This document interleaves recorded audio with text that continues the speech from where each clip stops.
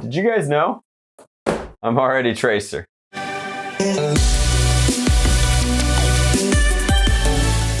What's up guys, it's Drac and I'm bringing you another honest review. It's time to hit you with some Drac facts about this. This is the Overwatch Nerf Rival Tracer Blaster. Now this is the latest and greatest in the integrations from Hasbro with Blizzard to bring as many Overwatch blasters as they feasibly can to life. I've always maintained that these are great for cosplay, and I actually intend to do a deep dive proving that this time in the modification guide, but I like to evaluate them from the perspective of, are they good blasters? Are they worth the money? Should you purchase one of these over its rival equivalent? What is its rival equivalent? Like, how good are they in terms of toy play value? Now, let's take a look. So this is Tracer's pistol from Overwatch. Tracer's, of course, I think the main protagonist of Overwatch. I know that you pick a bunch of heroes. I played Overwatch back when it came out, and I quickly got bored with it. I think I played for like 3 months, so maybe not quickly. It was pretty good for a while, but I just lost overall interest in it. When I did play, I mained Reaper, but Tracer dual wields these pistols. They're full auto kind of machine guns. I'll run a quick gameplay segment here so you get an idea of kind of her whole shtick.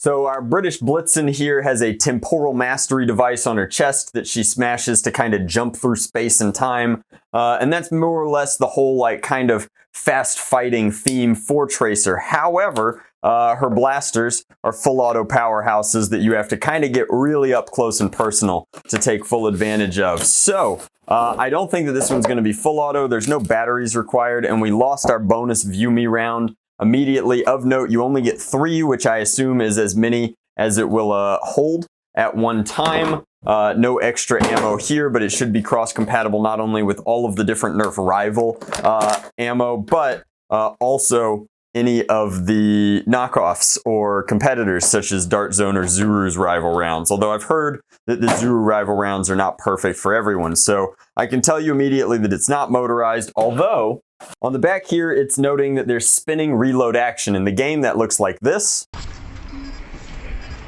And in real life, it looks like, well, you know, it's something.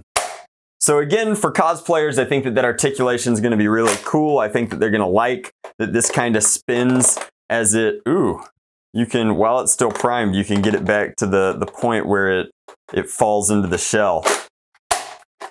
Don't do that. It doesn't like that. Anyway, that's the spinning reload action. I would have loved it if it had been like, yo, you could spin it to reload. We almost lost track of it. It's not a super spinnable blaster, but in terms of its overall ergonomics, while the grip is a little bit cramped and the trigger is a little bit funky just because of how far out it goes, you wouldn't want to cram a finger underneath there, I think. So you really have to keep these here and this here. The only other thing that I want to mention is that the prime is pretty heavy. Now, I did just get back from the gym, so maybe I'm just a wuss right now, but that's a pretty stiff prime. Now with that stiff prime, you would expect that the performance would be solid. So let's hope that it's going to get standard rival performance or Springer performance, but it does in fact only hold 3 rounds. Now that's overall just a really low capacity for something with this much shell space to achieve that overall aesthetic look and design. I think that that's a real shame. I think that this could have been a 5-shot blaster because it's going to be compared directly to the Kronos, which is its rival counterpart, a magazine internal fed pistol with a top prime that fires downrange. Never fails. Overall performance sounds pretty good. We'll put it over the chronograph and give you a full reading. I think that this one's going to break down to regular cosplay stuff though, where if you're a cosplayer and you're into Tracer and you need one of these for your costume, $30 is cheaper than you're going to find any sort of 3D printed version on Etsy. However, if you're a Nerfer, there's just much better options in terms of their overall ergonomics, performance, capacity, etc. Than spending $30, paying the Blizzard tax, and getting something that makes you look like the cavalry's here. Let's take it outside. Let's put it over the chronograph. Let's see what we've got.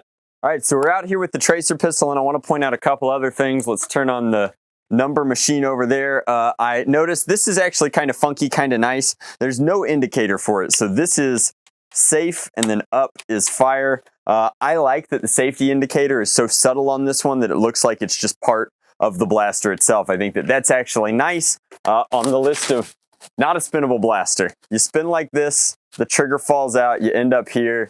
Don't do it. On the list of things that I don't like, every other Overwatch blaster has, to my knowledge, come with like some sort of perk that's either good for cosplay. I mean, they're realistically all cosplay perks. The Diva blaster came with a charm. The Reaper blaster came with a mask. The 76 blaster came with a mask.